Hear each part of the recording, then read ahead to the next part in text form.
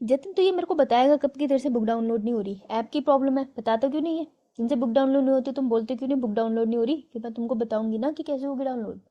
क्या यार, सारा नेट खत्म। ओहो, अब तो क्या चाहता है, मैं तेरा रिचार्ज कराऊं? है, मेरा रिचार्ज कोई कराता नहीं, मैं तेरा रिचार्ज कराऊं? तक, तक, तक। अरे तो नेट बचा लियो ना, 12 बजे के बाद एकदम से वो कर लियो डाउनलोड। चलो, स्क्रीन दिख रही है सबको? Yes ma'am. यस भाई मैम। के भाई के अपने दुख है, नेट खत्म। मम्मी पापा भाई बहन पड़ोसी, उसके पड़ोसी से कर लिया करना हॉटस्पॉट लेके। एक दिन तो मैं नीचे वालों से हॉटस्पॉट लेके अपने चीज़ें डाउनलोड करवा रही थी। मैं, कोई बात नहीं, क्या हो गया। चलो, breathing and exchange of gases, NCERT का हम रिव्यू करेंगे। मैं उम्मीद करती हूँ कि तुम लोग पढ़ के आए होंगे, जो मैंने तुमको लेक्चर भेजे थे। पढ़ के आए हो? Yes ma'am. Yes ma'am. आए हो? यस अच्छा। मैम। यस। अच्छा, वैसे ग्रुप में तो कितनों ने बोला पढ़ के आए हैं? एक सेकेंड, मेरे हिसाब से तो हेमराज और गुरप्रीत पढ़ के आए हैं, बाकी बच्चे पढ़ के आए हैं। Yes ma'am. Yes ma'am. तो मैम इस अंगूठा टाइम पे तुम्हारी पढ़ते हैं हम। तो अंगूठा अभी अपने तुम्हारी क्लास मम्मी के ने लिए। तोड़ा या पापा ने, जो तुमसे लगाया नहीं जाता? मैम ध्यान नहीं रहा। इतने मासूम सा आंसर देगी तो मैं कैसे कुछ कहूंगी? मैम खुद अपने नेबर्स के वाईफाई पे जीता हूँ ज़्यादा से। अच्छा हाँ, ठीक है। मैम कौन सी बुक? गायत्री, कोई भी बुक से कर ले भाई, तेरी मर्जी है, पीवाई क्यों लगा ले, मैं तेरे को भेज दूंगी ऑनलाइन, रोया मत कर। चलो, तो breathing and exchange of gases में हम लोग क्या पढ़ते हैं?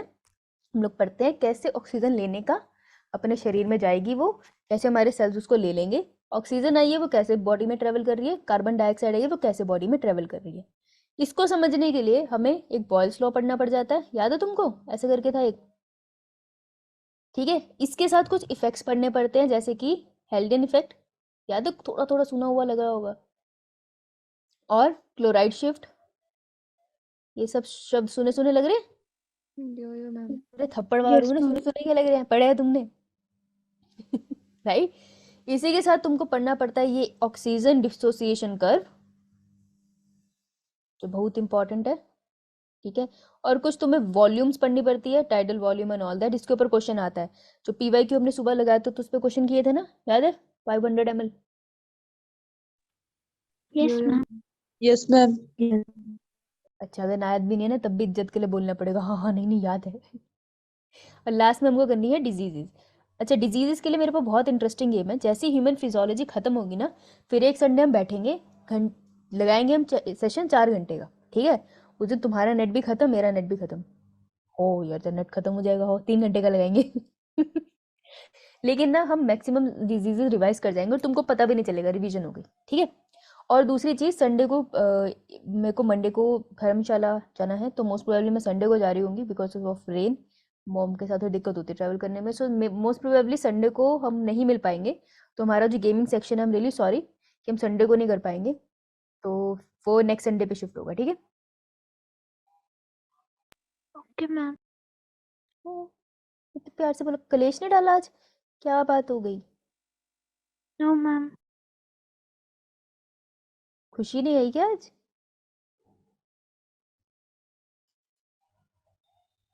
खुशी, सब ठीक है घर में? कलेश नहीं डाल रही तू आज? यस मैम, ठीक है सब पर, जरा मेरा ना डाटा स्लो है आज। ओ हो, रब दी कृपा। ठीक है बेटा। मैम स्क्रीन शो नहीं हो रही, स्क्रीन शो नहीं हो रही तुम्हें?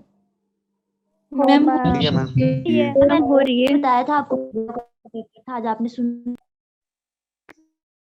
क्या खूबसूरत दिन है, आओ पढ़ते हैं। इसका डाटा स्लो है। चल रहा है इससे।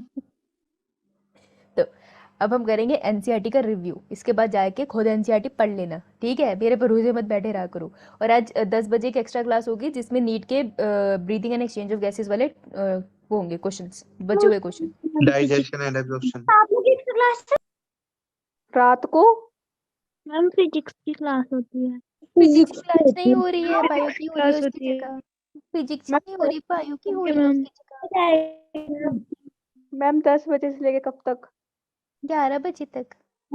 ओके। Okay ma'am. 2 घंटे की। 2 10 से घंटे की। 11 2 घंटे होते? इतनी गंदी मैथ है तेरी।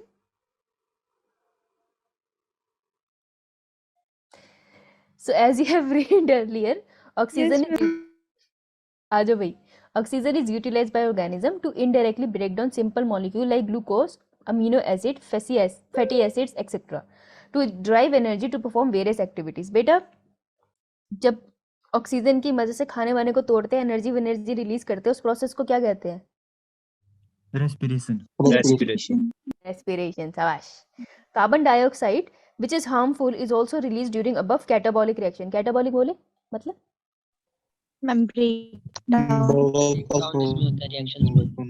तोड़ना. हाँ लिख लो, तोड़ना, तोड़ने वाले रिएक्शन भैया. जैसे मम्मी तुम्हारी कभी कैटाबॉलिज्म कर देती है ना, टांगे तोड़ देती है, वही वाले. Therefore, evident that O2 has a continuously provided to the cells and CO2 produced by the cell has to be released out. बेटा कार्बन डाइऑक्साइड पॉइजन है, अंदर से बाहर निकालना है. ऑक्सीजन परमात्मा है, उसको अंदर लेना है. ठीक है, यही है, इंग्लिश में लिखा है. This process of exchange of oxygen from atmosphere, यहाँ पे अंडरलाइन आएगा. This process of exchange of oxygen from atmosphere with CO2 produced by the cells is called breathing. Breathing को commonly ये respiration कहते हैं. देखो है तो गलत, लेकिन एनसीईआरटी डेफिनेशन दे रही है, लिखना पड़ेगा. ब्रीदिंग और रेस्पिरेशन अलग होता है. वैसे रेस्पिरेशन बड़ा प्रोसेस है, उसका पहला स्टेप ब्रीदिंग होता है, किंतु यहाँ पर ये लिखते हैं, तो ये लाइन तुमको याद करनी पड़ेगी. क्यों? क्योंकि तुमने मेडिकल एंट्रेंस देना है, वो यही मानेंगे. ठीक है, तो वो कह रहे हैं प्रोसेस ऑक्सीजन को एटमोसफेयर से लेना और कार्बन डाइऑक्साइड एटमोसफेयर में दे देना, इसी को ब्रीदिंग कहते हैं, commonly known as respiration. Place your hand on your chest. You can feel the chest moving up and down. You know that it is due to breathing. तुम अपना हाथ chest पे रखो, देखो तुम्हें लगेगा हाथ ऊपर नीचे हो रहा है, because of breathing. How do we breathe? The respiratory organ and the mechanism of breathing are describe in the following chapter. आगे आगे बताते जाएंगे. ठीक है, इसको कुछ अंडरलाइन करने की जरूरत नहीं, इस पेज पे इतना ही अंडरलाइन करना था. चले आगे पेज पे चले. देखो यहाँ से एक क्वेश्चन बनता है, ये बनता है तुम्हारा एनिमल किंगडम से कंबाइन होके. ठीक है, अब एनिमल किंगडम मैंने बोल दिया तो आधे लोगों की तो मौत यही होगी है. क्या बोल दिया? कोई बात नहीं, सब ठीक हो जाएगा, तुम हौसला रखो. सब याद करने की जरूरत नहीं होती है, जितना आंखों के सामने उतना कर लो, बहुत है. ठीक है, जिंदगी का अर्थ जानने की जरूरत नहीं है तुमको, तुम्हारी जिंदगी समझ आ रही, इतना ही बहुत है. तो आओ चलते हैं. अच्छा, रेडमी वाला बच्चा भाग गया है ना? वही रेडमी वाला बच्चा कौन था, मेरे को समझ नहीं आया अभी तक. कौन बताएगा मुझे? लगता है मुझ पे नजर रखी जा रही है. Mechanism of breathing vary among different group of animals depending upon mainly on their habitat and level of organisation. देखो हैबिटेट मतलब Place, organism, Where the organisms live. घर भी बोल सकते थे तुम. इतनी लंबी लाइन क्यों बोली? Level of organisation means Complexity. cellular level.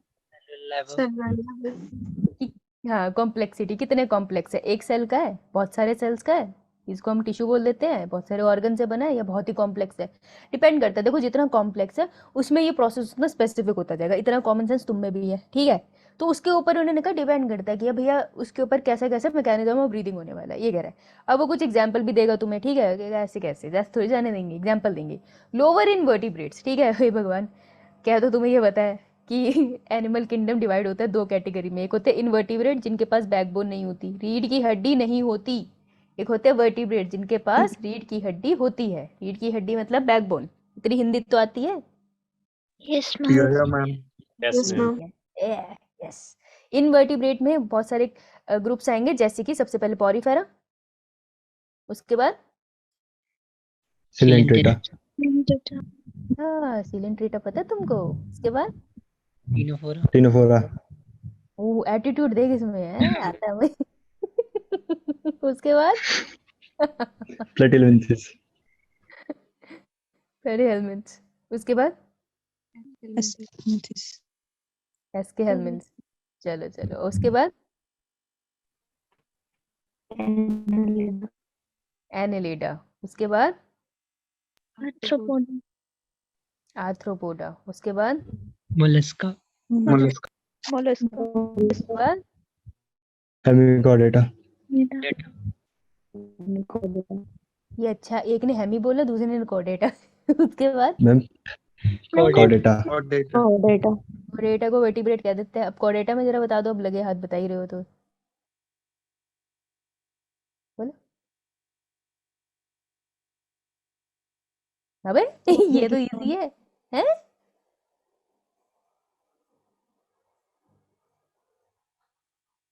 यहाँ पे आ जाते हैं ना। कोडेटा के अंदर हम लोग क्या पढ़ते हैं? वाह, यूरोकोडेटा, उसके बाद सिफेलोकोडेटा, उसके बाद वर्टिब्रेटा। वर्टिब्रेटा।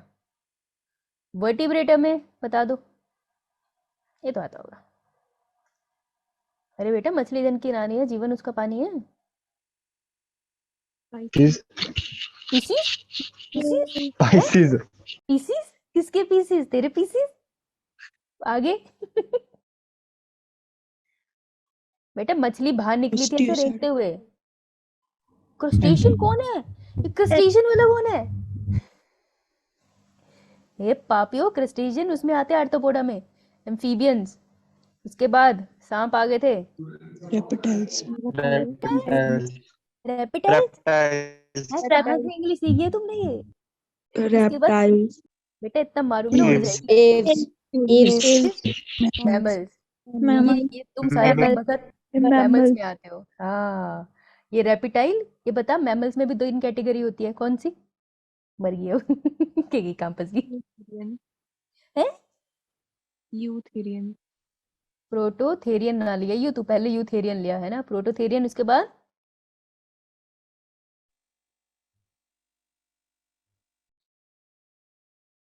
यूथेरियन। अच्छा, उसके बीच में पता नहीं मैम। बता। प्लेसेंटल आते हैं, मुझे उसका साइंटिफिक नाम नहीं याद आ रहा। प्लेसेंटा वाले आते हैं यहाँ पे, वो यार मार्सुपिल्स।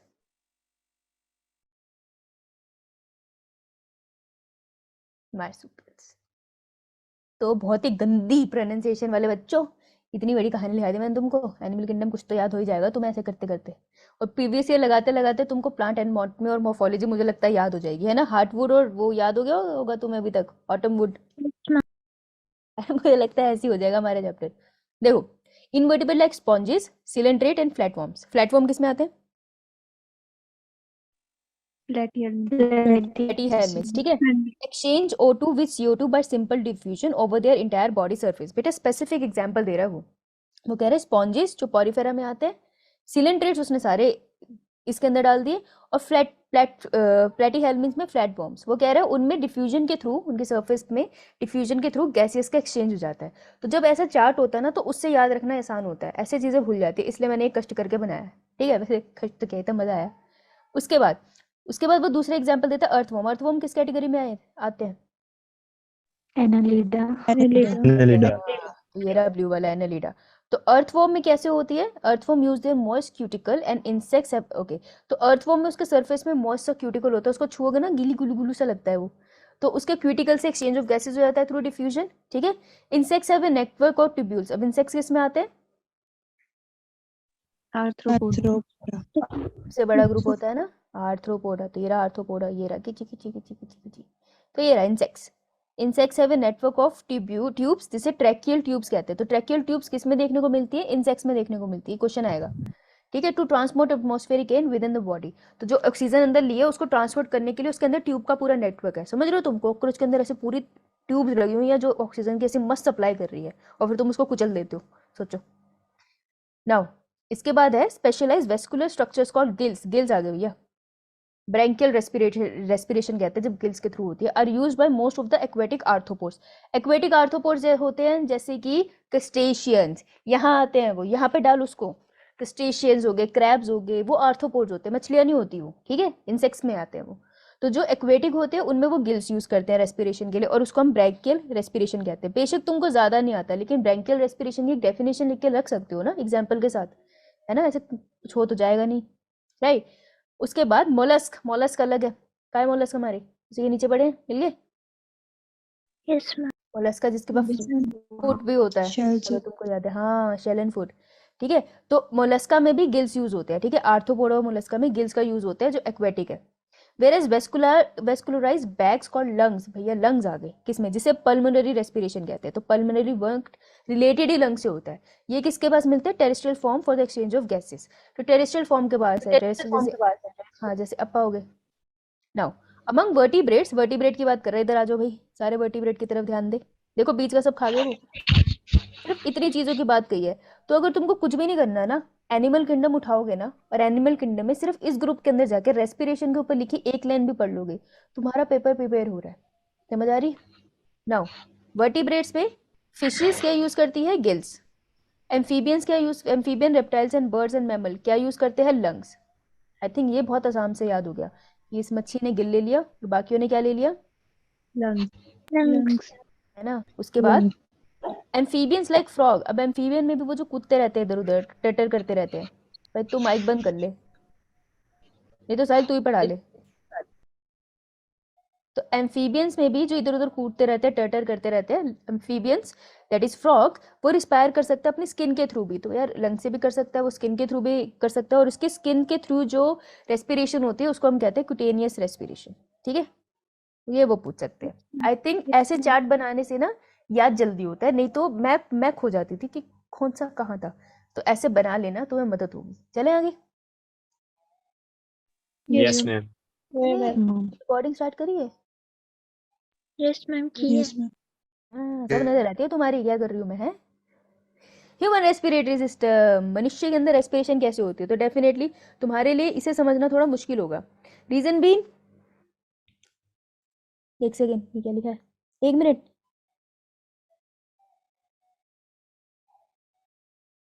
ओ दुख खबरी है तुम्हारे लिए, 10 बजे एक्स्ट्रा क्लास नहीं होगी बायो की। पूछो क्यों? सर मैम क्यों? क्योंकि इस क्लास के बाद भी बायो की क्लास है, सर के वहाँ पे लाइट नहीं है, तो 2 क्लास ले रही हूँ मैं। उसके बाद तुम्हें 10 मिनट की ब्रेक दे दूंगी, मर नहीं जाओगे तुम, पढ़ लेना। फंस गए आज तो फंस गए सारे। नजर मैम रखो रात पे, को कहीं होती पे है बच्चा केमिस्ट्री।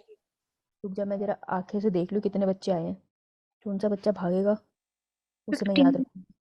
क्या? 58 है। अच्छा चलो। नाउ चुप कर भाई। नाउ ह्यूमन रेस्पिरेटरी सिस्टम, तो देखो ये समझना तुम्हें मुश्किल होगा क्योंकि तुम इंसान नहीं हो। हाँ जो कोई बात नहीं, हमारा ही घर है। मैम आप तो पूरी रात पढ़ा लो। अच्छा मेरी कोई जिंदगी नहीं, तुझे पढ़ाती रहूं मैं। So we have a pair of external, अच्छा वी से इनका मतलब है मैं एंड सर। तुम नहीं, तुम तो प्लूटो से आए हो, ठीक है, तो तुम्हारे लिए थोड़ा दिक्कत होगा। नहीं नहीं उज्जवल, आज केमिस्ट्री क्लास नहीं होगी, आज सिर्फ 2 घंटे बाय पर। हैप्पी बर्थडे, एंजॉय मार। Okay ma'am. So we have a pair of external nostril opening out above the upper lip। अच्छा अब ये लोकेशन बताएंगे, और लोकेशन से कॉन्सेप्चुअल क्वेश्चन आते हैं, विच इज वेरी सैड। तो ये कह रहा है कि यहाँ पे 2 नोस्ट्रिल है, ये दिख रहे हैं ना, 2 नोस्ट्रिल, उंगली नहीं डालनी है। तो ये कहाँ पड़े? अपर लिप के ऊपर पड़े हैं, दिख रहे हैं। अब ये लीड करके जाते हैं ये अंदर वाले चैम्बर की तरफ। तो ये जो अंदर चैम्बर है ना, जहाँ उंगली नहीं डालनी है, ये वाली, इसको कहते हैं, इस एरिया को बोलते हैं नेजल चैम्बर। ठीक है, हाँ। तो नेजल पैसेज से होकर जाता है और फिर ये नेजल चैम्बर में अंदर खुल जाता है। ठीक है, मस्त हवाएं यहाँ पर जी रही हैं। Nasal chamber open into the pharynx. Pharynx के बारे में बड़ी प्यारी बात बोली है हमने, 2 वर्ड होते हैं, एक फेरिंग्स और एक शब्द होता है लैरिंग्स। ठीक है, फेरिंग्स क्या होता है हमारा? Common passage. लैरिंग्स, और लैरिंग्स को हमने कैसे याद रखना है? ला, हाँ वॉइस बॉक्स, ला ला ला ला ला। तो फेरिंग्स पहले आएगा, फिर गाने गाएंगे। ठीक है, तो फेरिंग्स क्या खुलेगा, तो यहाँ से नेजल चैम्बर जा रहा है और यहाँ से मेरी बकल कैविटी जा रही है, और पीछे आकर दोनों कंबाइन हो रहे हैं। ठीक है, और हम पानी पीते जोर से सूंगी तो पानी नाक से निकल आएगा, विच इज वेरी डिस्टर्बिंग। ऐसे करना नहीं है लेकिन हो जाता है। तो ये ओरल कैविटी है और ये नेजल कैविटी है, पीछे जहाँ जाके मिल रही है दैट इज फेरिंग्स, यहाँ पर पीछे होगा। ठीक है, फेरिंग्स वो नीचे जाएगा, नीचे जाएगा। अब जो बिल्कुल आगे है वो पाइप में टूट जाए, ये इतना कॉम्प्लिकेटेड क्यों कर दिया मैंने। ये रहा फेरिंग्स, बेटा आगे वो खुल जाता है, किसमें? वॉइस बॉक्स में। ठीक है, तो वॉइस बॉक्स को अपन क्या बुलाते हैं? लैरिंग्स।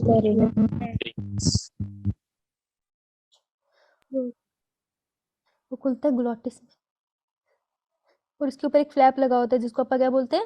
एपिग्लॉटिस। एपी का मतलब होता है ऊपर। तो बच्चे कंफ्यूज होते हैं, ग्लॉटिस है डब्बा या एपिग्लॉटिस। बेटा एपी मतलब ऊपर, तो ग्लॉटिस के ऊपर लगा हुआ फ्लैप इज एपिग्लॉटिस। ठीक है, तो ये इंश्योर करते हैं कि यहाँ पर हवा ही जाए, भोजन ना चला जाए, इसलिए खाते हुए नहीं बोलना चाहिए, ठीक है। और इसके नीचे स्टार्ट हो जाती है हमारी windpipe which is known as trachea.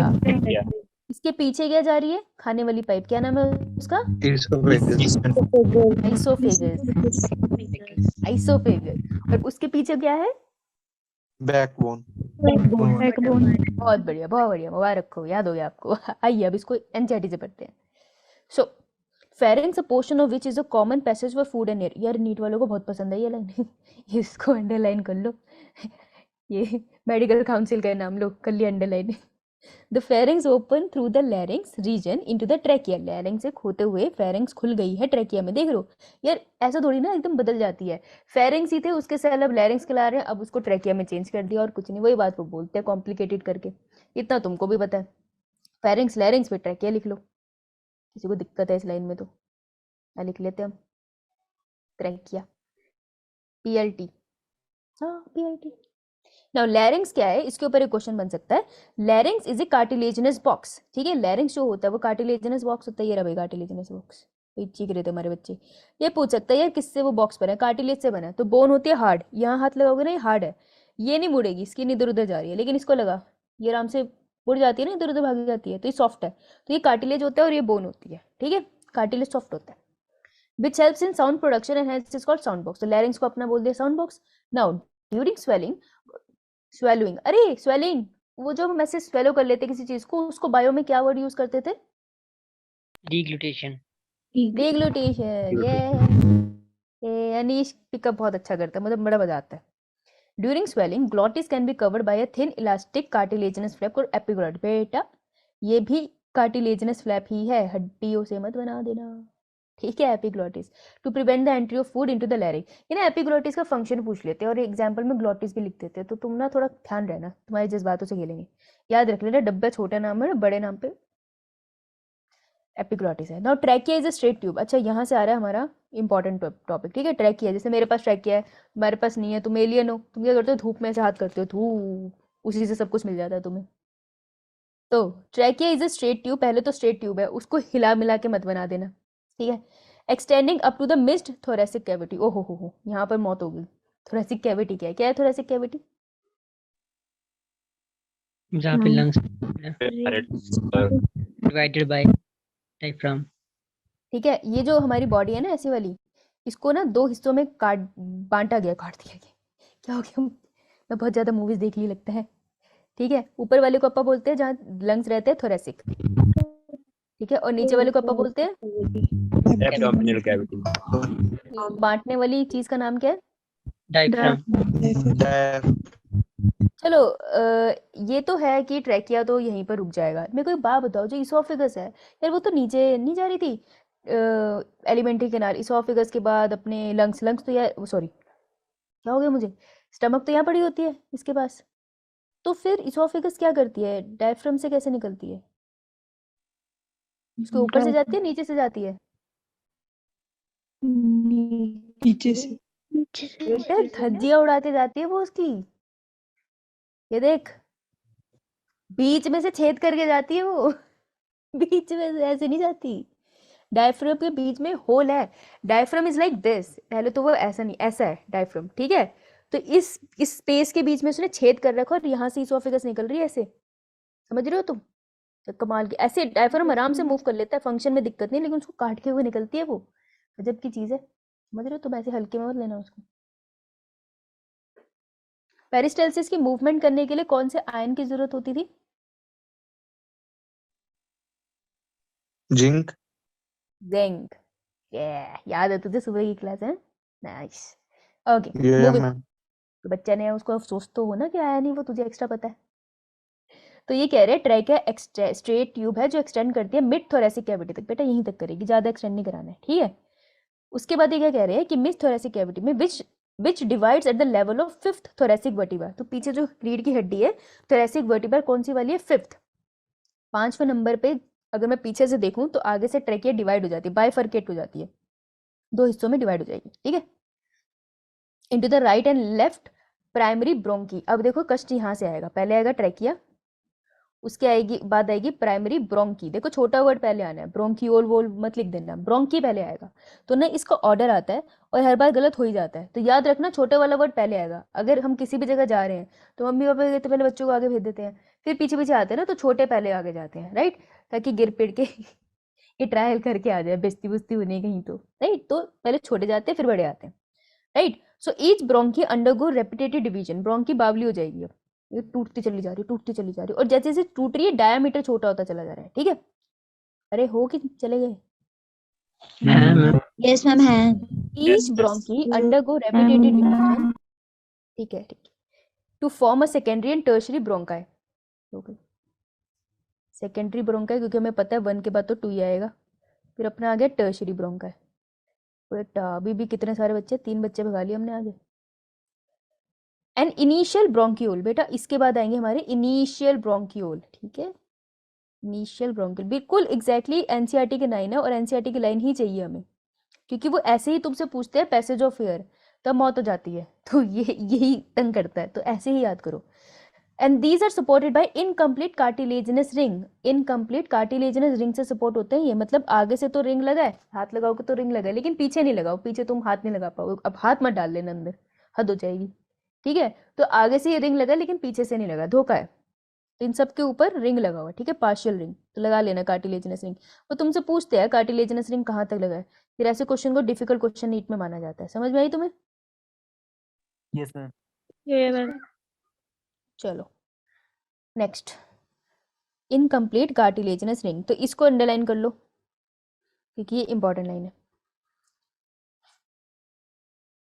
तो ठीक है, रबड़ कितनी छोटी हो गई अब। यस, ईच टर्मिनल, ये रहा, each terminal bronchiole give rise to a number of very thin irregularly walled vascularised bag like structure called alveoli. कितनी सारी बात बोल देते हैं ये। इनिशियल ब्रोंकियोल के बाद कौन सा आएगा?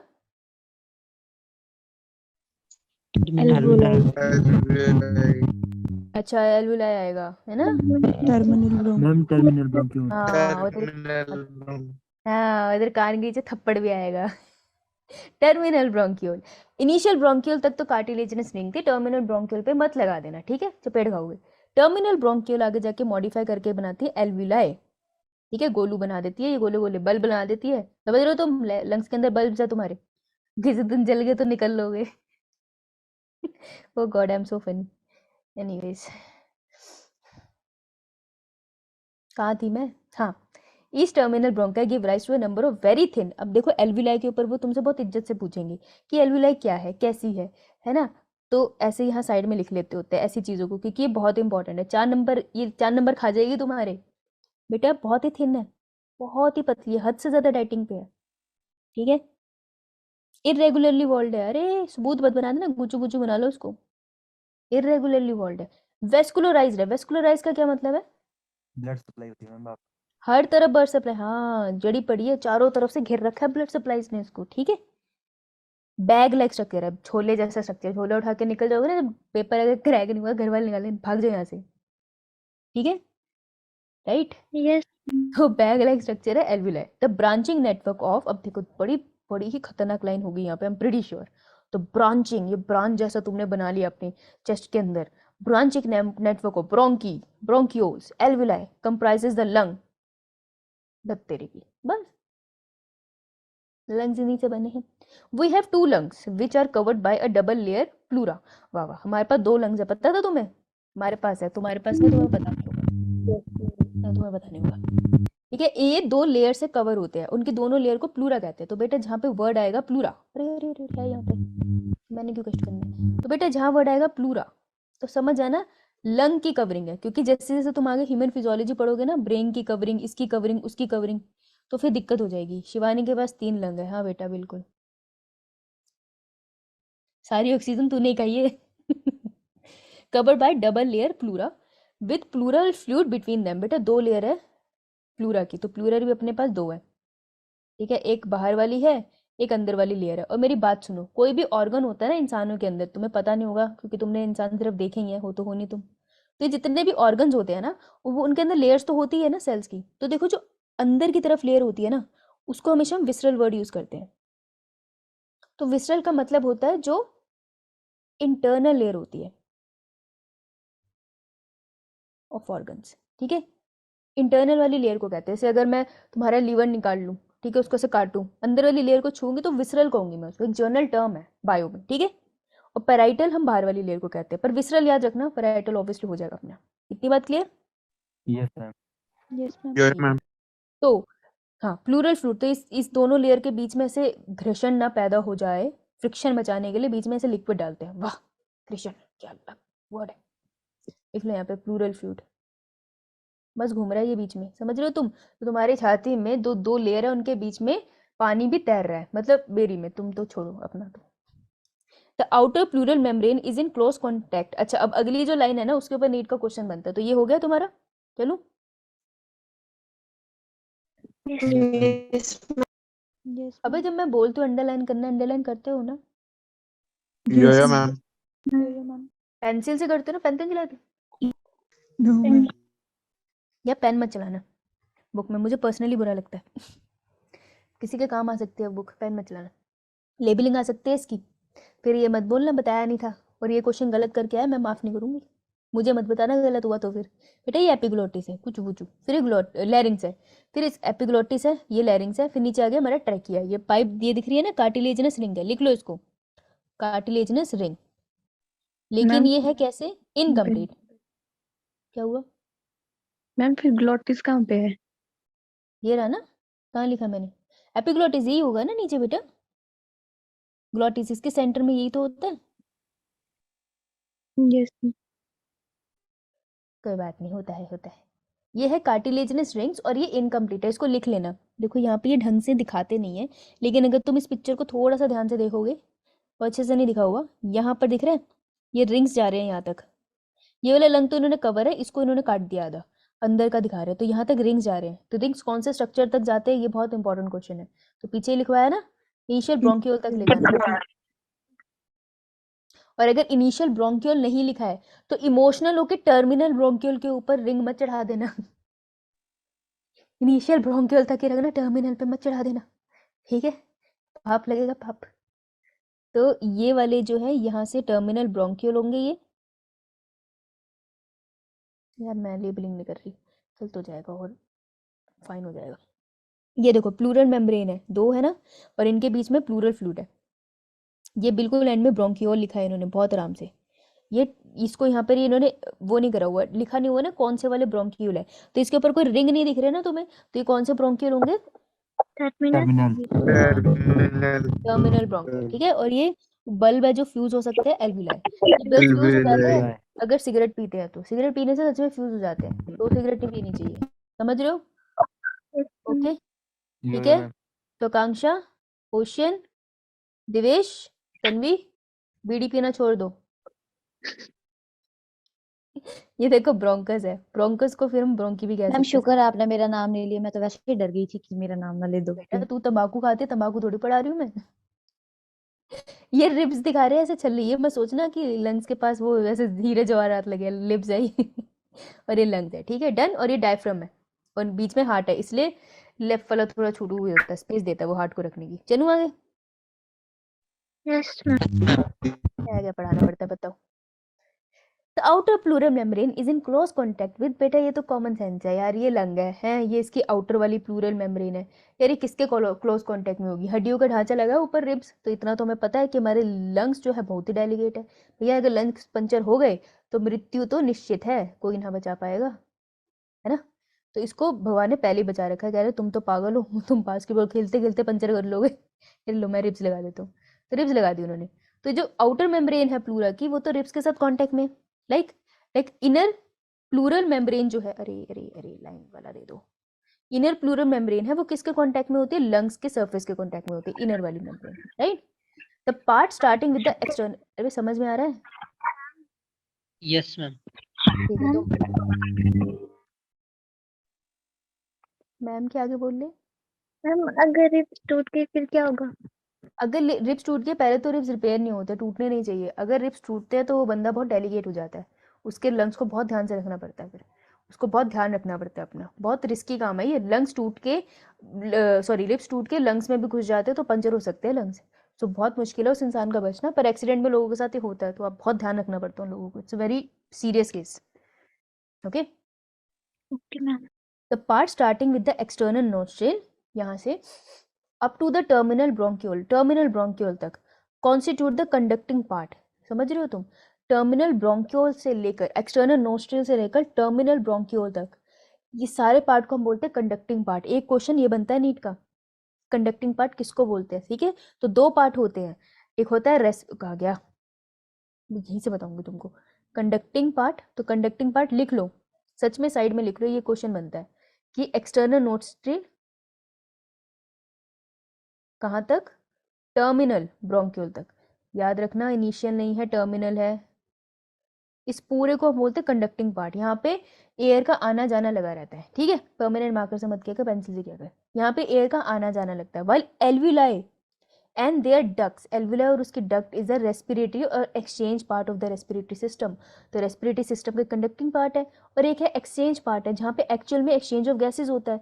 तो लंग्स में सिर्फ एल्विलाई और उसकी डक्ट्स में होता है, एल्विलाई की डक्ट्स का जिक्र ही नहीं करते हैं ये, तुम ऐसे याद रखना है, एल्विलाई एंड इट्स डक्ट्स। इसकी डक्ट्स में टर्मिनल ब्रोंक्यूल को मत डालना, तो यहाँ पर होता है एक्सचेंज पार्ट। ठीक है, तो ये दो क्वेश्चन बन सकते हैं बहुत आराम से। Underlined? Understood? The conducting part, अब ये पूछ रहा है कंडक्टिंग पार्ट करता क्या है? Conducting part transport the atmospheric air to the alveoli, clears it from the foreign particle, humidify the and also bring the air to body temperature. ठीक है, तो कंडक्टिंग पार्ट को ये कह रहा है कि कंडक्टिंग पार्ट एक की तरफ का बता रहे हो, उसे गलत बता रहा है। तो कह रहा है कंडक्टिंग पार्ट एयर को बाहर से अंदर लेकर आता है, तो बाहर से ऑक्सीजन को अंदर लेकर आ रहा है। उसी के साथ वो जब ऑक्सीजन नोज में आती है, तो नोज एयर से वो क्या होती है? ह्यूमिडिफाई हो जाती है। ठीक है, उसको थोड़ा सा बॉडी टेम्परेचर पे लेकर आता है, क्योंकि तुम इतनी ठंड में रह रहे हो, बाहर बहुत ठंडी हवा है, बॉडी का टेम्परेचर 37 डिग्री सेल्सियस है, ऐसे तो सांस लेने से तुम अंदर से जम जाओगे। तो जो नोज होती है और वो पूरा पैसेज होता है ना, वो एयर को थोड़ा गर्म करता है, ह्यूमिडिफाई करता है। और अगर कोई फॉरेन पार्टिकल है तो तुम्हारे नोज में ब्लॉक हो जाए, ताकि वो लंग्स को जाकर खराब ना करे। ठीक है, तो ये कुछ इंपॉर्टेंट प्रोसेस है जो कंडक्टिंग पार्ट करता है। तो वो एयर को तो कंडक्ट करता ही है, उसी के साथ उसको ह्यूमिडिफाई भी करता है, फॉरेन पार्टिकल को भी पकड़ लेता है, बॉडी टेम्परेचर पे भी ले आता है। तो ये तीन और पार्ट भी हैं जिसको हम इग्नोर कर देंगे। तो कंडक्टिंग पार्ट में ये 3 पॉइंट्स याद रखना।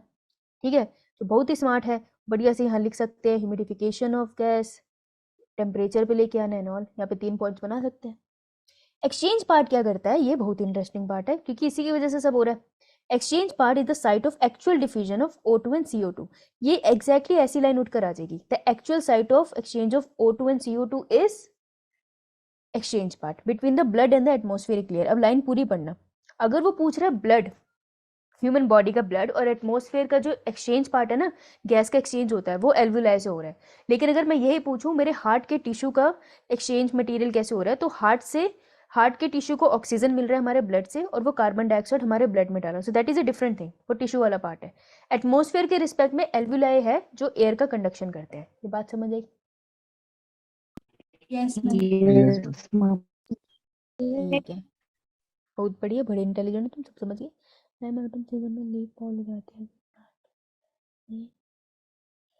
लेंटिसल से होता है, that's a very good question Shivani.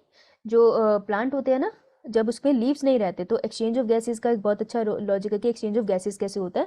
तो उसके यहाँ पर बाग में जो छोटे छोटे ऐसे कट से लगे होते हैं, उन्हें लेंटिसल्स कहते हैं। तो लेंटिसल्स से होता है फिर एक्सचेंज ऑफ गैसेस। उनको ज़्यादा एक्सचेंज ऑफ गैसेस चाहिए भी नहीं होता, क्योंकि लीफ तो है नहीं मोस्ट ऑफ देम, तो उसकी बस उसकी लक्कड़ है जो अंदर से उसको अपने फ्लोएम और जाइलम को जिंदा रखना है, बेसिकली सेल्स को। तो उसके जो लेंटिसल्स होते हैं उससे एक्सचेंज ऑफ गैसेस से काम बन जाता है। ठीक है, मैम ये रिपीट करना एक बार लास्ट लाइन। जो प्लांट्स होते हैं ना, जब उनके पत्ते झड़ जाते हैं, तो वो पूछ रही है कि मैम उनमें एक्सचेंज ऑफ गैसेस कैसे होता है। तो जो बार्क होती है ना, उस पर ऐसे अगर तुम देखोगे ऐसे लाइनें लगी होती है, कट से लगे होते हैं, तो उनको लेंटिसल्स कहते हैं। तो लेंटिसल्स के थ्रू एक्सचेंज ऑफ गैसेस हो जाता है। ठीक है, now the lungs are situated. अब देखो ये लोकेशन ऑफ लंग्स बता रहा है, विच इज इंपॉर्टेंट। इस पे क्वेश्चन मैंने पढ़ा है, तो इसलिए ये बहुत ही महत्वपूर्ण है। The lungs are situated in the thoracic chamber which is anatomically an air tight chamber. वो कह रहे हैं वो थोरैसिक चैम्बर में पड़े हुए हैं लंग्स। ठीक है, तो ये जो पूरा चैम्बर है एयर टाइट है ये, ऐसे तो ऐसे एक्सचेंज ऑफ गैसेस सिर्फ पार्शियल प्रेशर के डिफरेंस पे होता है, वैसे बिल्कुल एयर टाइट है, ऐसे कुछ भी अंदर नहीं आ सकता। तो thoracic chamber is form dorsally, dorsal और वेंट्रल का फर्क पता है? Yes, ma'am. Yes, ma'am. ठीक है। तो डॉर्सल होता है जहाँ रीढ़ की हड्डी है, back side of something. Ventral होता है फ्रंट साइड ऑफ समथिंग, ठीक है, जहाँ पे तुम्हारे नोज है, पीछे मत कर लेना नोज। तो जो तुम्हारा फ्रंट साइड ऑफ बॉडी है दैट इज वेंट्रल, पीछे वाला है डॉर्सल, सिर वाला है एंटीरियर, पैरों की तरफ प्रोस्टीरियर, ठीक है। एंटीरियर पोस्टीरियर एक दूसरे के ऑपोजिट होते हैं, डॉर्सल और वेंट्रल एक दूसरे के ऑपोजिट होते हैं, और साइड वाले को पेरिफेरी कहते हैं। इतना पता है? Yes, Yes, ma'am. ma'am. ठीक है। तो फिर मुझे बनाना रहेगा इंटीरियर, पोस्टीरियर। एनएस कहाँ होगा, इंटीरियर या पोस्टीरियर पोजीशन पे? posterior, जो फ्रंट है, फ्रंट को क्या बोलूं, डॉर्सल है वेंट्रल? Ventral. Ventral. रीढ़ की हड्डी कहाँ पड़ी है, बैक पे, Dorsal में. डोर्सल। और कोने वाले पार्ट्स को क्या बोलते हैं, हाथ पैरों को? Periphery. very, पेरिफेरी और लेटरल। कॉकरोच का ब्रेन कहाँ होता है?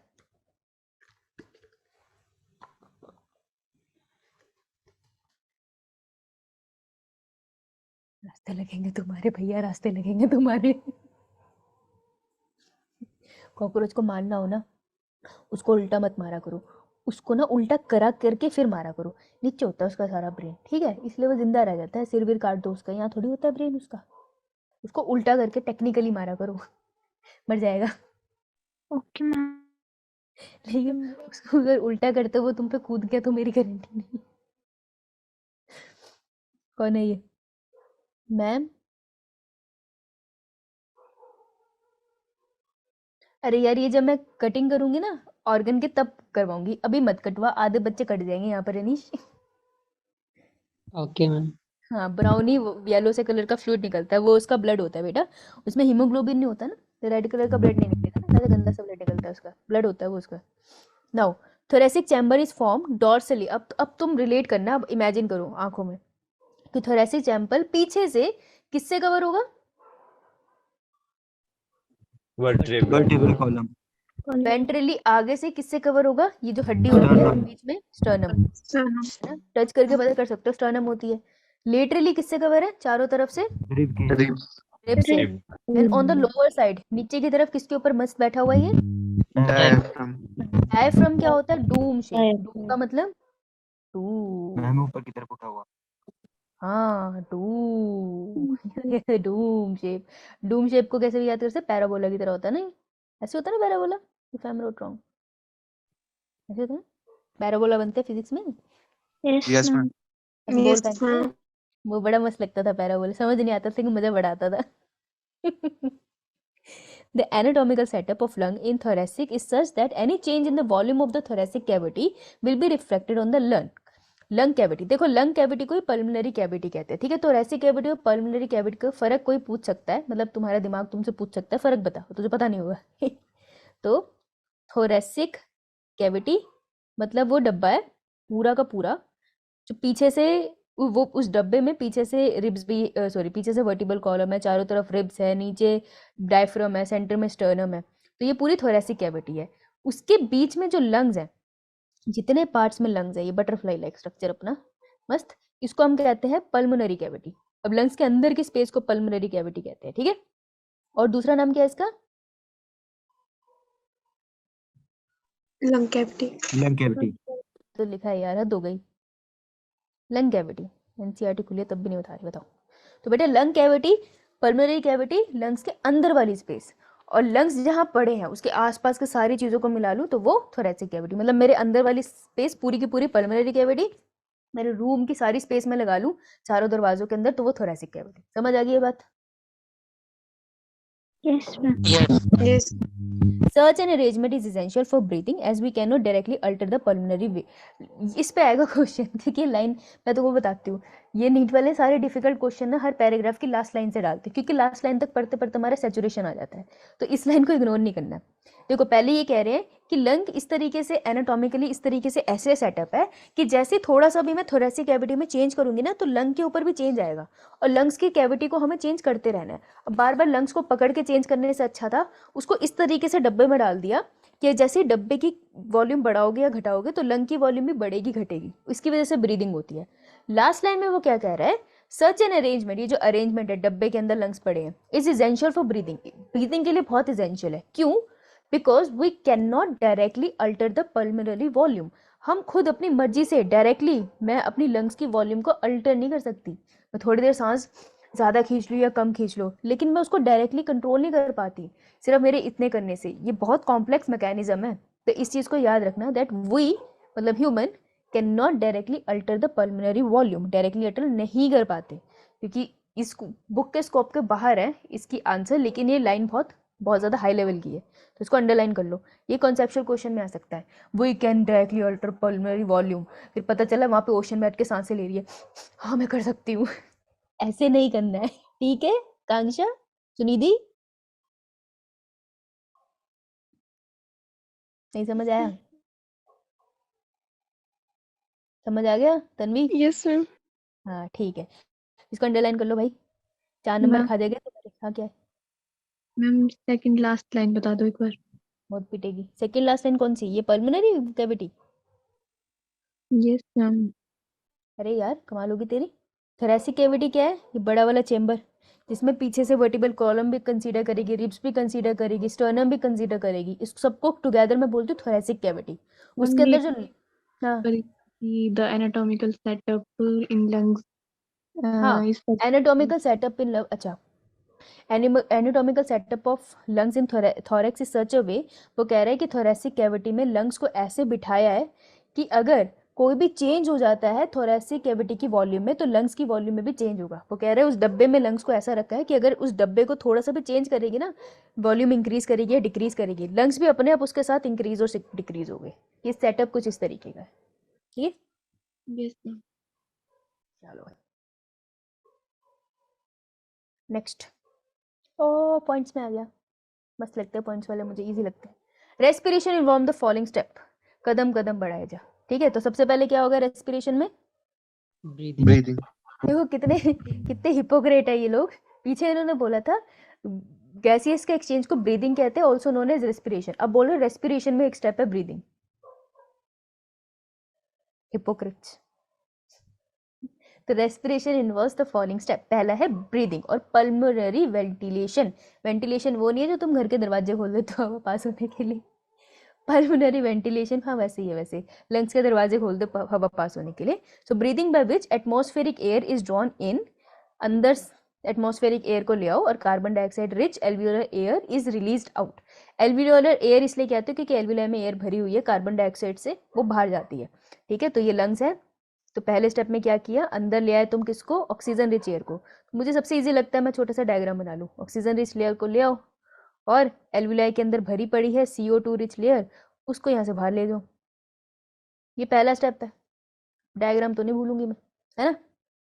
सही है, done. Yes ma'am. Second, diffusion of gases O2 and CO2 across alveolar membrane. अभी एल्वुलाई की मेम्ब्रेन के ऊपर भी बातचीत करेंगे, ऐसी बात नहीं छोड़ देंगे इसे। तो डिफ्यूजन ऑफ गैसेस हो गया, ये एल्वुलाई है, गोलू क्यों बना रही हूँ मैं, पागल हूँ? हम बनाएंगे एल्वुलाई ढंग से, एल्वुलाई है, उसकी अब मेम्ब्रेन सिस्टम है, या ब्लड वेसल जारी होगी, एक्सचेंज ऑफ गैसेस कर लो फिर। ला ला ला, बताओ भाई एल्वुलाई से कौन सी गैस जाएगी ब्लड वेसल में? ऑक्सीजन। हाँ बड़े दिमाग है? और कौन सी बाहर जाएगी? Carbon dioxide. Carbon dioxide. Carbon dioxide, ठीक है? ये अपना सेकंड स्टेप है, डायग्राम बना लिया, अपन नहीं भूलते फिर तो मस्त। विलय में CO2 कितना परसेंटेज होता है? आएगा मीनाक्षी, आएगा तेरे को क्वेश्चन। 45 होता है वैसे जो MMHg, और आगे आएगा, टेंशन ना ले। Transport of gases by the blood, अब ब्लड को बोलो लेकर जाए और घूमे पूरी बॉडी में, टुई ब्लड घुमा रही है किसको? O2 को, मस्त घुमा रही है पूरी बॉडी में, राइट? उसके बाद fourth, diffusion of O2 and CO2 between blood and tissue. कह रहा है रास्ते में हमें भी देती जा बहन तो ये रहे टिश्यू, टिश्यू कह रहा है हमें भी दे जा भैया। तो ऑक्सीजन चली जाएगी टिश्यू में और टिश्यू से क्या ले लेगा ब्लड? Carbon dioxide. तो ये 4 स्टेप हो गया। उसके बाद utilisation of O2 by the cells for catabolic reaction, तो वो टांगे तोड़ने का काम जो करते हैं सेल, उसके लिए वो ऑक्सीजन का यूज करते हैं। And resultant release of CO2, so cellular respiration होती है, इसके बारे में तो हम उसमें बात कर ही चुके हैं, सेलुलर रेस्पिरेशन। तो कह रहे हैं ऑक्सीजन का मदद से चीज़ों को तोड़ते हैं और कार्बन डाइऑक्साइड की मदद से एनर्जी को फॉर्म करते हैं, उसको बाहर निकाल देते हैं, रेस्पिरेशन कहते हैं उसको। ठीक है, तो आई होप इतना समझ में आ गया होगा सबको कि सब टिश्यू में हो रहा है। Yes ma'am. Yes ma'am. जब तुम थक जाओगे तो ब्रेक बता देना, मैं दे दूंगी। लेकिन पर बाहर उठ के जाना, वहीं मत पड़े रहना। बड़ा गुस्सा आता है मुझे ब्रेक लेके बच्चे वहीं पड़े रहते हैं, पता नहीं ब्रेक क्यों लेते हैं। हमें बोलो, हमारे टीचर बोलते एक बार ब्रेक तो देते, हमें वो ऐसे भाग के जाते हैं ना, दूसरी मार्केट में मिलते पैटी खाते हुए। बाओ भाई मैकेनिज्म ऑफ ब्रीदिंग, ओहो एक भयंकर क्वेश्चन यहाँ से बनता है। ब्रीदिंग इन्वॉल्व्स 2 स्टेजेस, बेटा 2 स्टेजेस है ब्रीदिंग के। कौन से? सांस लेना, also known as inspiration. Inspiration, inhalation. कहती सबने अलग वर्ड बोले, मैं अलग बोलूंगी। ये ले इनहेलेशन, तो इन से मतलब इनसाइड, हवा अंदर लो। और एक्सपिरेशन, एक्स मतलब बाहर निकालना। एक्स मतलब निकाल दो जिंदगी से और नाक से, एक्सपिरेशन। एक्सहेलेशन भी कहेंगे, अभी एक बच्चे के पीछे से आवाज आएगी, एक्सहेलेशन। निकले। हाँ मनीषा बताया तो है, 45 mmHg। Now so during which atmospheric air is drawn in, expiration is by which alveolar air is released out। इसने इंग्लिश में लिखा, हमने शुद्ध हिंदी में पढ़ लिया। the movement of air, कहाँ गया? the movement of air in and out of the lungs is carried out by creating a pressure gradient between lungs and the atmosphere। हो यहाँ करी इसने इंपॉर्टेंट बात, प्रेशर ग्रेडियंट। प्रेशर का मतलब दबाव, है ना। जैसे जैसे पेपर आएगा तुम पे, तुम्हारे घर वाले प्रेशर डालेंगे, हम तुम पे प्रेशर डालेंगे, पढ़ो पढ़ो पढ़ो, है ना। कंपनी वाले हम पे प्रेशर डालेंगे, पढ़ाओ पढ़ाओ पढ़ाओ। प्रेशर ग्रेडियंट मतलब ये बता, क्या बोला? डिफरेंस, इसका डिफरेंस, तेरा मेरा प्रेशर। Pressure difference. ओहो अच्छा, बड़ा इंटेलिजेंट है। ग्रेडियंट क्या होता है? सिर्फ ग्रेडियंट पूछा मैंने तुझसे। कॉन्सेंट्रेशन का डिफरेंस। एक ही चीज की बात होगी, एक चीज हमेशा याद रखना, एक ही चीज की बात हो रही है यहाँ पर। गैस की बात हो रही है तो गैस की बात हो रही है, कॉन्सेंट्रेशन का फर्क है। जैसे मैं O2 गैस की बात कर रही हूँ, तो मैं O2 का ग्रेडियंट का क्या मतलब निकालूंगी? O2 के ग्रेडियंट का मतलब है कि हमेशा 2 रीजन होंगे जिनकी हम बात करेंगे, ठीक है। दो रूम्स है, हम हमेशा बात करेंगे कि यहाँ O2 के कितने मॉलिक्यूल है और यहाँ O2 के कितने मॉलिक्यूल है। कहाँ पर O2 के मॉलिक्यूल ज्यादा है, ए या बी? ए। तो मैं ओवरऑल कहूंगी कि ए और बी में there is oxygen gradient between A and B. तो कॉन्सेंट्रेशन का जो फर्क होता है ना, उसको ग्रेडियंट कहते हैं, ठीक है। तो प्रेशर का ग्रेडियंट होता है कि कोई भी गैस मेरे लंग्स में क्यों आ रही है, या नाइट्रोजन क्यों नहीं भर भर के आ रही, कार्बन डाइऑक्साइड क्यों नहीं भर भर के आ रही है। तो है ना कार्बन डाइऑक्साइड एटमॉस्फेयर में, क्यों नहीं मेरे अंदर आ रही? मोनोऑक्साइड भी थोड़ी बहुत होगी, बहुत सारी गैसेज है, लेकिन सिर्फ ऑक्सीजन इतने अच्छे से क्यों आ रही है? क्योंकि मेरे लंग्स में और एटमॉस्फेयर में ऑक्सीजन का अमाउंट का फर्क है। बाहर ऑक्सीजन ज्यादा है, लंग्स में कम है, इस वजह से ये ग्रेडियंट बन जाता है। और गैस को बहुत आदत होती है कि ज्यादा वाली कॉन्सेंट्रेशन वाली जगह से कम कॉन्सेंट्रेशन वाली जगह पे वो भाग कर जाती है, ठीक है। तो इसलिए एटमॉस्फेयर से एयर मेरे अंदर आ जाएगी क्योंकि बाहर उसकी कॉन्सेंट्रेशन कम थी। इसको कहते हैं प्रेशर ग्रेडियंट। इतनी बात समझी? Yes ma'am. Yes ma'am. देखो यस मैम। इसको और गहराई से पढ़ेंगे, इतना पढ़ेंगे जब तक हमारी खराब ना हो जाए बायो। होता है ना कभी कभार कोई चीज समझ आती है, फिर उसको हम ज्यादा पढ़ लेते हैं, फिर वो समझ नहीं आती। ऐसा होता है तुम्हारे साथ? Yes ma'am. तो मेरे साथ तो बहुत होता है, बहुत बढ़िया बात चल रही होती है, फिर सडनली कुछ ऐसी 3-4 चीजें पढ़ती हूँ, उसके बाद होता है क्यों पढ़ी मैंने ये। पहले ही कम इन्फॉर्मेशन के साथ ठीक थी मैं। चलो अच्छा लगा जान के तुम्हें भी वही दुख है जो मुझे है। अच्छा, तो inspiration can occur if the pressure with in the lungs, intrapulmonary pressure, is less than the atmospheric pressure. So there is a negative pressure in the lungs with respect to atmospheric pressure. कहते एक word का मतलब नहीं समझ आया। वो क्या कह रहे हैं? सबसे पहले इसमें जो तुम्हें पिक करना है वो है इंट्रा पल्मोनरी प्रेशर। तो इंट्रा पल्मोनरी प्रेशर क्या होता है? इंट्रा मतलब विदन, किसी एक ही चीज के अंदर ना, जैसे इंटर स्कूल इंटर कॉम्पिटिशन हो गया। तो intra pulmonary pressure, pulmonary word किसके साथ है? लंग्स। लंग्स है ना। तो लंग्स के अंदर का प्रेशर पूछ रहा है हमसे, क्योंकि यहाँ भी प्रेशर वर्ड भी डालेगा। तो लंग्स के अंदर की प्रेशर की बात कर रहा है, ठीक है। तो इंट्रापल्मोनरी प्रेशर का मतलब है प्रेशर विद इन लंग्स। ये लगता है ना कि इंपॉर्टेंट नहीं है, लेकिन ऐसी चीज़ें इंपॉर्टेंट होती है क्योंकि ये साइंटिफिक वर्ड है और एग्जामिनर को भी पता है कि बच्चों की शरीर से आत्मा अलग हो जाती है ना देख के, तो वो इसी से क्वेश्चन डाल देता है, तो पता होनी चाहिए। इंट्रापल्मोनरी प्रेशर अगर एटमॉस्फेरिक प्रेशर से कम है, एटमॉस्फेयर है उसमें भी गैसेज है, तो गैसेज भी तो एक दूसरे पे प्रेशर लगा रही है ना, तो वो कह रहा है कि जो लंग का प्रेशर होता है बाहर के कंपैरिजन में कम होता है। There is a negative pressure in the lung with respect to atmospheric pressure. तो अगर याद रखना प्रेशर जहां पर है लेस उसको हम बोलेंगे नेगेटिव प्रेशर, ठीक है ना, याद रख सकते हैं हम। नेगेटिव टर्म वहां पर आएगी। तो अभी तुम्हें समझाने की कोशिश करें कि इंस्पिरेशन कब होगी, सांस अंदर कब लोगे, जब लंग के अंदर नेगेटिव प्रेशर होता है।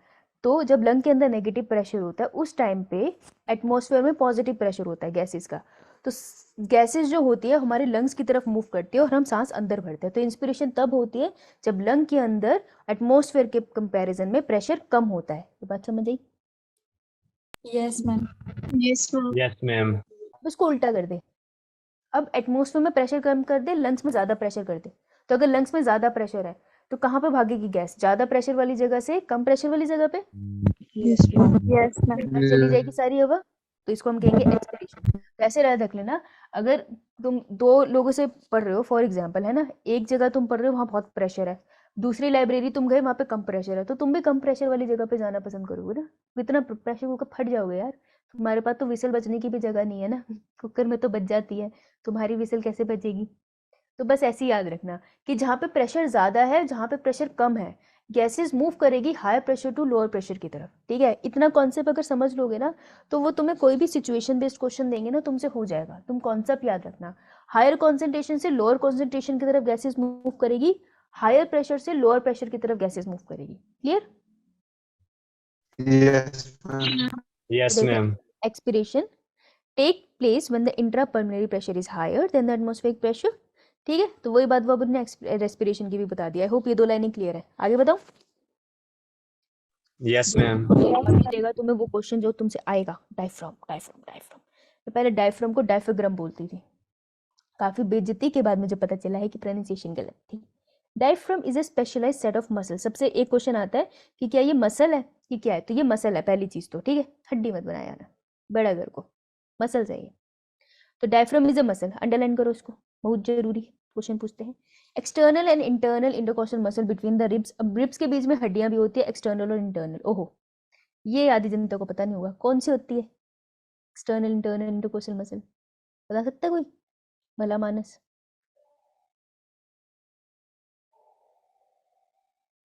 अरे अरे अरे, ये कैसे रिब्स है अरे यार मैं बना तो इंसान की रही थी, मुझसे गलती से उज्जवल की रिब्स बन गई, सॉरी बेटा। तो देख ये जो मसल्स है ना, अगर हम मान लो हम लोग मसल देख रहे हैं, यार उज्जवल की नहीं किसी और की बनानी पड़ेगी, अब डायसेक्शन करना पड़ेगा। किसको काटे? बॉब को काट देते हैं, है ना, बॉब को काट दिया हमने, जय माता दी। अब ये रिब्स के बीच में जो तुमको मसल दिखाई दे रही है ना ऊपर की तरफ से, ठीक है, अभी तुमने अंदर कहीं नहीं घुसे हो, ऊपर से देख रही हूँ मैं मस्त, मुझको इसके बीच में मसल्स दिख रही है। ये वाली कौन सी मसल है? External intercostal muscle. हाँ, एक्सटर्नल इंटरकोस्टल, बहुत जरूरी मसल्स है ये, अभी रेस्पिरेशन में सब काम ये करेगी, ठीक है। अब देखो मैंने ये किया, ऊपर से मसल की लेयर को हटा दिया, या मैंने इसको लंग्स को ऐसे खोल लिया, बहुत ही जालिम इंसान है हम, इसके लंग्स को खोल लिया, कहा अंदर से देखेंगे, मेरा मन कर रहा है। मैंने थोड़े अंदर की तरफ से देखा तो मुझे दिखा अंदर भी मसल थी यार, वो थोड़ी थोड़ी सी डिफरेंट दिखती है, थोड़ी डिफरेंट दिखती है, पहचान आ जाती है, तो इसके पीछे की तरफ लगी होगी, ठीक है। वो भी पूरे लंग्स को कवर करी लेकिन पीछे की तरफ है ना, तो उसको हम बोल देते हैं छुप के बैठी है इंटरनल Intercostal muscle. इंटरकोस्टल, मतलब बिटवीन ना कोस्टल मसल, ठीक है। क्लियर हो गया? Yes, ma'am. Yes, ये तुमको बता रहे हैं ब्रीदिंग में किस किस का रोल है। अच्छा साहिल तो मर गया है, आवाज से पता चल गया, बाकी बच्चे हो जिंदा? यस मैम जिंदा है। ठीक है ठीक है, तो मैं तुम्हें 5 मिनट और पढ़ाऊंगी, उसके बाद मैं तुमको जो पेंडिंग क्वेश्चंस थे वो करवाऊंगी, ठीक है। अगर जाना होगा किसी को चले जाना, लेकिन मैं याद रखूंगी कौन गया था। सो A specialized set of muscles, external and internal intercostal muscle between the ribs, help in generation of such gradient. वो कह रहे हैं कि मैंने बड़े आराम से बोल दिया कि अंदर प्रेशर कम है, फिर हम कह रहे हैं बाद में अंदर प्रेशर ज़्यादा हो गया। जादू थोड़ी है, प्रेशर कैसे कम ज़्यादा हो रहा है। वो कह रहा है उसको कम ज़्यादा होने के लिए कौन रिस्पॉन्सिबल है। तो ये जो प्रेशर का सारा गेम है, इसके लिए कौन सी चीज़ें रिस्पॉन्सिबल है? एक डायफ्राम। पीछे आवाज़ आ रही है तुम्हें कुत्तों की भौंकने की? Yeah, ma'am. Yes, ma'am. गाने गा रहे हैं ये। Internal and external intercostal muscle. ये तो भूल गया ना। ये चीज़ें रिस्पॉन्सिबल है एक्सपिरेशन और इंस्पिरेशन को रेगुलेट करने के लिए, ठीक है? ये पता होना चाहिए, ये तुमसे ऐसे पूछ सकते हैं। इंस्पिरेशन इज इनिशिएटेड, अब देखो अभी बता रहे हैं, inspiration is initiated by contraction of diaphragm which increases the volume of thoracic chamber in the anterior posterior axis. ओ लाइट चली गई। बहुत बढ़िया। तो ये कह रहे हैं, अब मैं तुमको बताती हूँ इंस्पिरेशन कैसे हुई। आवाज आ रही है? Yeah, ma'am. Yes, ma'am. बढ़िया, रब का शुक्र है मैं डोंगल सेट कनेक्ट करा, नहीं तो भी उड़ जाते तुम सारे। बेटा इंस्पिरेशन में क्या होता है, देखो एक चीज़ है जिसका सबको कंफ्यूजन रहती है कि ये जो डूम शेप है, जो डायफ्राम है डूम शेप है, ये रिलैक्स है या कॉन्ट्रैक्टेड है? Relax. Relax. कमाल का इंसान है, ये डूम शेप में रिलैक्स रहता है, ठीक है? तो ये रिलैक्स है, कुछ नहीं कर रहा, मस्त है। अब मुझे ये करानी है इंस्पिरेशन, तो जब मुझे इंस्पिरेशन करनी पड़ेगी तो मुझे से क्या करना पड़ेगा? Contact. देख, जब ये ऐसा है, इसके ऊपर मैंने लंग्स बनाया, लेट्स से ये लंग्स है, ठीक है? जब मैंने इसको कॉन्ट्रैक्ट कर दिया तो ये हो जाएगा सीधा, सीधा बच्चा हो जाएगा ये। तो बेटा सीधा बच्चा हो गया तो लंग्स को फैलने की जगह मिल गई ना, और बस नीचे हो गया। अब लंग्स के पास ज़्यादा स्पेस है कंपैरेटिवली ऊपर। तो इंस्पिरेशन में जो डायफ्राम होता है वो हो जाता है रिलैक्स, ओ सॉरी कॉन्ट्रैक्ट। जब ये कॉन्ट्रैक्ट होता है तो थोरैसिक चैम्बर की स्पेस बढ़ जाएगी, कम हो जाएगी? Increase होगी। बढ़ जाएगी। हाँ यार, इसको समझना है, समझ जाओगे ना तो कोई भी क्वेश्चन निकल जाएगा, ठीक है? ये बाहर के रूम में लाइट कैसे जल रही है? लाइट चलेगी तो ओहो, कोई जादू शक्ति है मम्मी के पास। कहाँ गया? Inspiration is initiated by contraction of diaphragm. सबसे पहले डायफ्राम, तो मेन मसल कौन सी होती है responsible for respiration? Is diaphragm. Diaphragm. Start इससे हो रहा है। देखो ये इनडायरेक्टली क्वेश्चन पूछेंगे तुमसे, फिर तुम बोलोगे मैम किसलिए भी क्वेश्चन क्या है? ये देख यहाँ लिखा है अम्मा, यहाँ लिखा है which increases the volume of thoracic chamber in the anterior posterior axis। हो ये क्या बोल दिया? anterior posterior axis मतलब वे लंबाई में, ये anterior है, ये posterior है, तो लंबाई में इंक्रीज होगी ना, समझ आई बात? यही एनसीईआरटी की ma'am. कम बतकत लाइन आएगी। बहुत पिटेगा निश। तू बता कौन सी मसल है डायफ्राम? स्मूथ है या स्केलेटल है? तुम ही बताना मुझे। हम कंट्रोल में स्केलेटल होगी। बाबा रामदेव के फैन हूँ, तुम ही बताना कल। The contraction of external intercostal muscle, अब इसको याद रखियो, एक्सटर्नल इंटरकोस्टल मसल की जब कॉन्स्ट्रक्शन हुई, सो लिफ्ट्स अप द रिब्स, उसने कहा उसने रिब्स को ऊपर उठा लिया, ठीक है? जब रिब्स ऊपर उठी the sternum causing an increase in the volume of the thoracic chamber in the dorsoventral axis, तो overall increase in the thoracic volume causes a similar increase in the pulmonary volume। हो तो देखो जी क्या बोल रहे हैं वो, उन्होंने कहा जी इंस्पिरेशन पढ़ा रहे हैं हम, तो पहले हम बोल रहे हैं डायफ्राम को कर दो कॉन्ट्रैक्ट, ठीक है? दूसरा वो क्या बोल रहे हैं, किसको कॉन्ट्रैक्ट करो? और External intercostal muscle. Intercostal muscle को भी कर दो कॉन्ट्रैक्ट। जब इसको कॉन्ट्रैक्ट करूंगी तो बेटा क्या होगा? Volume increase हो जाएगा।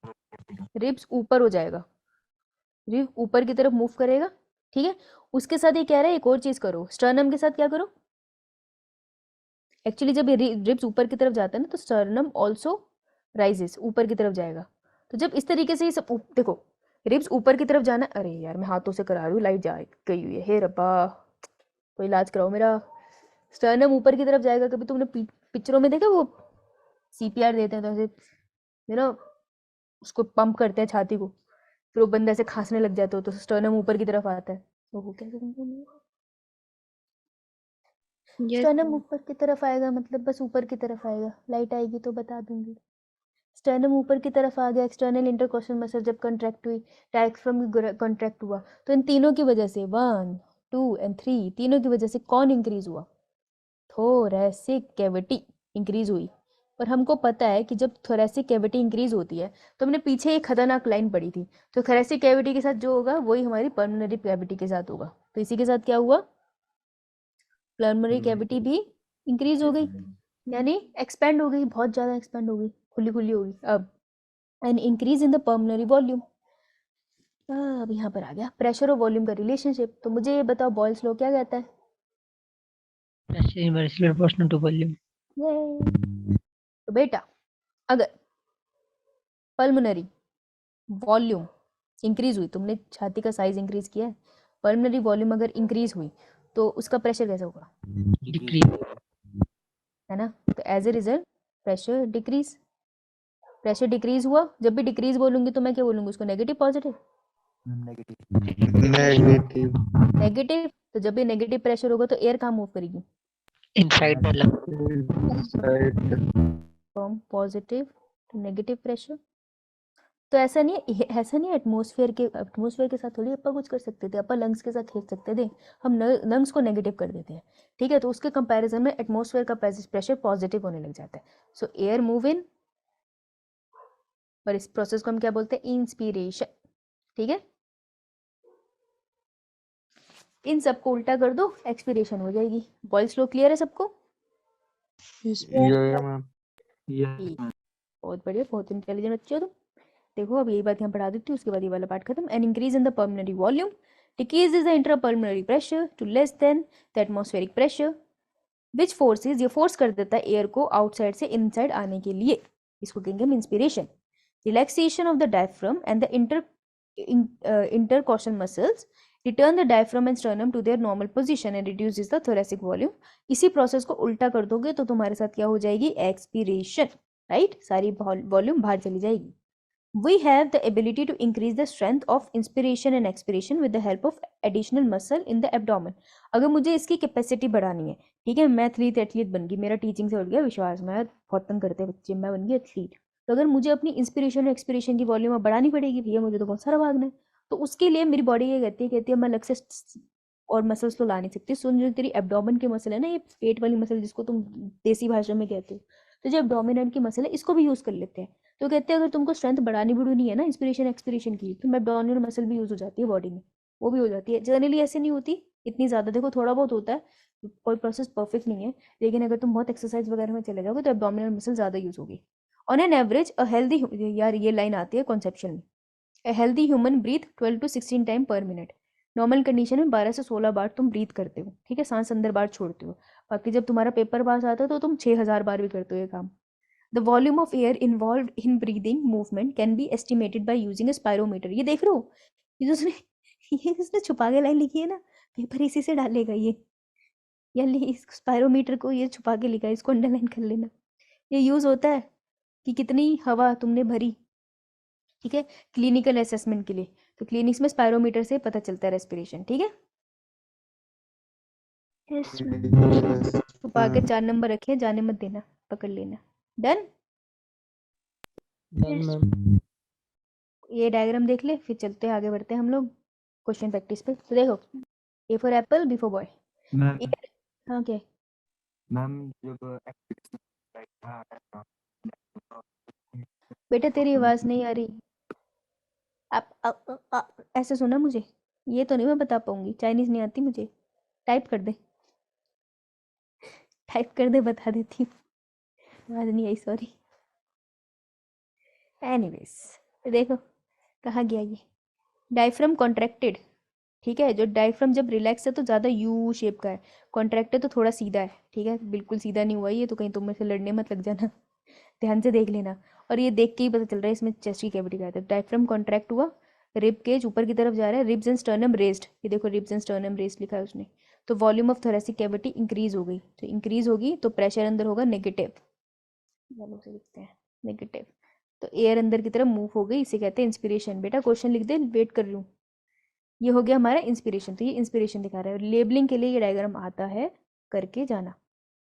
एक्सपिरेशन में क्या होगा, ribs and sternum return to their original position, जहाँ से शुरू हुए थे वहीं वापस आ गए। कहते हैं नहीं भैया, volume of thoracic cavity decrease हो जाएगी फिर, ठीक है, और डायफ्राम रिलैक्स हो जाता है और आर्क्ड अपवर्ड। तो ये लाइन बहुत इंपॉर्टेंट है, देखो डायफ्राम जब रिलैक्स्ड है तो वो आर्क्ड अपवर्ड है, वो डूम शेप है ना, उसको आर्क्ड अपवर्ड भी लिखा हुआ है, ये लिख लियो यार। डूम शेप के लिए दूसरा वर्ड इन्होंने यूज करा है एनसीईआरटी वालों ने, आर्क अपवर्ड। कॉन्सेप्चुअल क्वेश्चन की ये दिक्कत है, भाषा नहीं समझ आती, क्योंकि भाषा एनसीईआरटी में ही होती है, हम धीरे धीरे समझ जाएंगे, ठीक है। तो एयर बाहर निकल जाएगी, pressure in the positive. Done done done done done. Done, ma'am. Yes, ma'am.